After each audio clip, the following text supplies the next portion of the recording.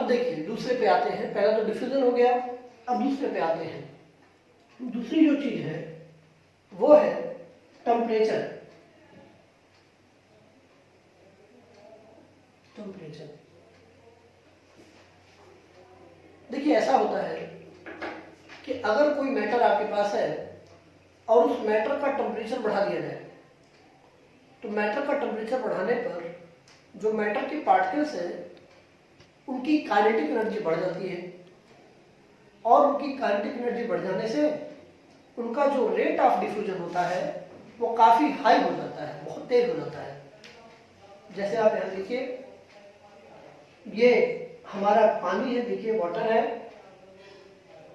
और ये वाटर अभी ठंडा है। इसको अगर नीचे से हीट दे दें, गर्म कर दें, इसको नीचे से गर्म कर दिया जाए, हीट दे दिया जाए, तो क्या होगा, यहाँ वाटर के जो मॉलिक्यूल्स हैं या वाटर के जो पार्टिकल्स हैं इनमें काइनेटिक एनर्जी आ जाएगी, और काइनेटिक एनर्जी आ जाने से वाटर के मॉलिक्यूल्स इधर उधर भागने लगेंगे, वाटर के पार्टिकल्स इधर उधर भागने लगेंगे। अब अगर इसमें हम डेटॉल डालें, अब इसमें अगर डेटॉल डाला जाए तो अब रेट ऑफ डिफ्यूजन बहुत तेज होगा, और रेट ऑफ डिफ्यूजन बहुत हाई होगा, बहुत स्टार्ट फास्ट हो जाएगा रेट ऑफ डिफ्यूजन। तो कहा जाता है कि टेम्परेचर बढ़ाने पर रेट ऑफ डिफ्यूजन कई गुना बढ़ जाता है। तो इसका कारण क्या है कि जैसे टेम्परेचर बढ़ता है वैसे ही मैटर के पार्टिकल्स के अंदर काइनेटिक एनर्जी आ जाती है, और इस काइनेटिक एनर्जी के कारण उनकी स्पीड बढ़ जाती है, जिससे उनका डिफ्यूजन बहुत तेज हो जाता है।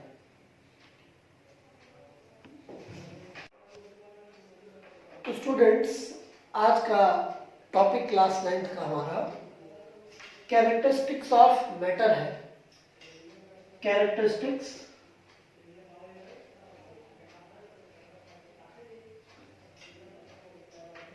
Of matter.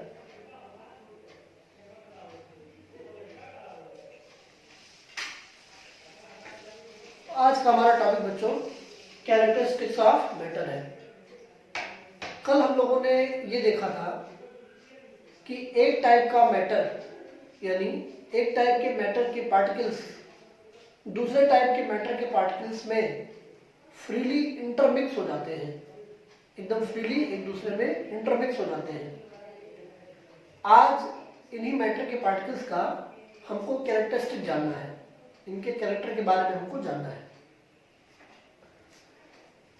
तो कैरेक्टरिस्टिक ऑफ मैटर, इसमें सबसे पहला टॉपिक जो हमारा है वो कहलाता है डिफ्यूजन। ये कहलाता है डिफ्यूजन। तो आज हमारी सारी चर्चा डिफ्यूजन पर होगी। डिफ्यूजन क्या होता है?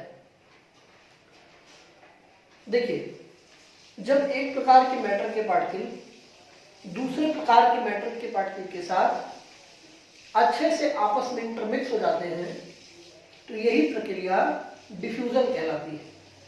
इसी प्रक्रिया को डिफ्यूजन कहते हैं। जैसे मान लीजिए यहां पर आपके पास पानी है, बीकर एक है, और इस बीकर में पानी है आपके पास। अब इसमें आपने क्या कर दिया, इसमें मान लीजिए आपने डेटॉल डाल दिया, इसमें आपने डेटॉल डाल दिया, या अगर डेटॉल नहीं है तो आप सर्फ ले सकते हैं, सर्फ को पानी में डाल दीजिए, तो क्या हो जाएगा, डेटॉल या सर्फ के जो कण है, पार्टिकल्स हैं, वो अच्छी तरह से पानी में या पानी के पार्टिकल के साथ मिक्स हो जाएंगे। तो यही मिक्सिंग, यही मिक्स होना, या यूं कहें कि पानी के पार्टिकल के बीच में जो स्पेसेस हैं, उन स्पेसेस में डिटॉल या सर्फ के मॉलिक्यूल का जाके बैठ जाना, यही प्रक्रिया डिफ्यूजन कहलाती है।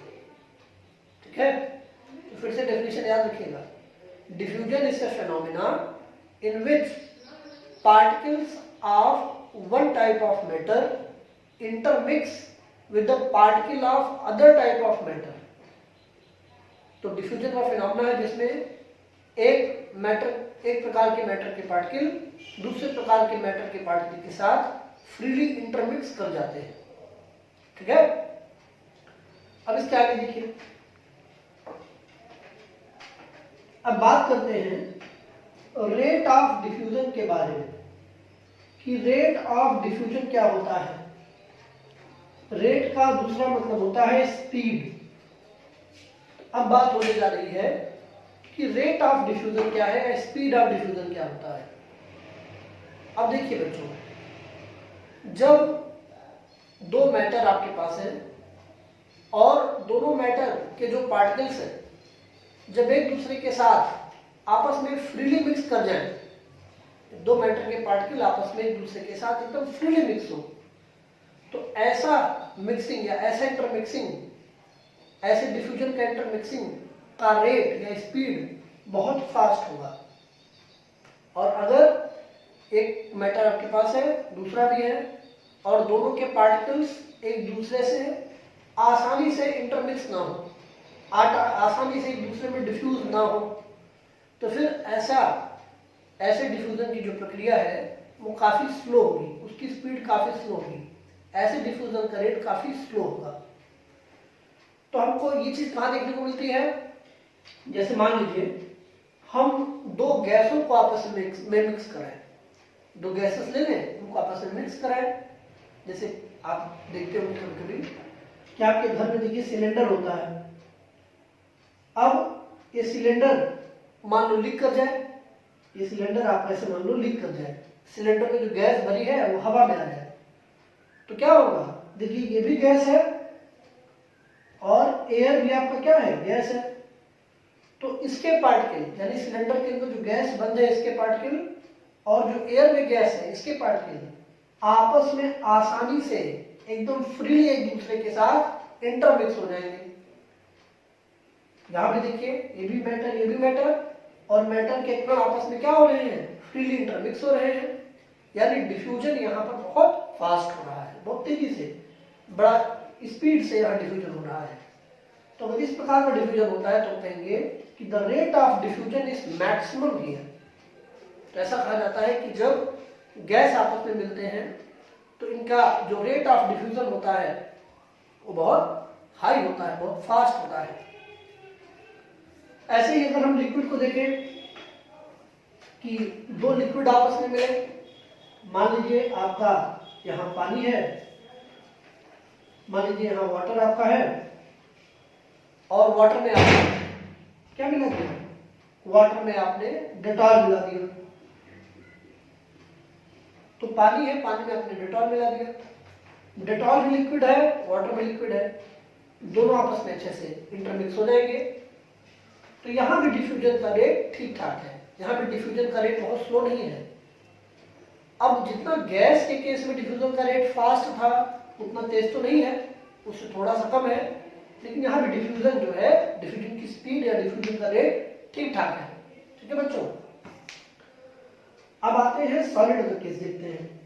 सॉलिड में क्या होता है, जैसे मान लो एक सॉलिड है तुम्हारे पास, अब इसको तुम क्या करो, किसी एक और सॉलिड से मिला दो। ये सॉलिड है, मान लो ये NaCl है तुम्हारा, और इसको किसी और सॉलिड से मिला दो, शुगर से मिला दो, ये शुगर है, तो शुगर को और नमक को आपस में मिलाओ, तो क्या इसके पार्टिकल इसमें डिफ्यूज कर जाएंगे या इसके पार्टिकल इसमें डिफ्यूज कर जाएंगे? क्या दोनों एक दूसरे में अच्छे से मिल जाएंगे, मिक्स हो जाएंगे? नहीं, इनका डिफ्यूजन रेट इतना फास्ट नहीं होगा।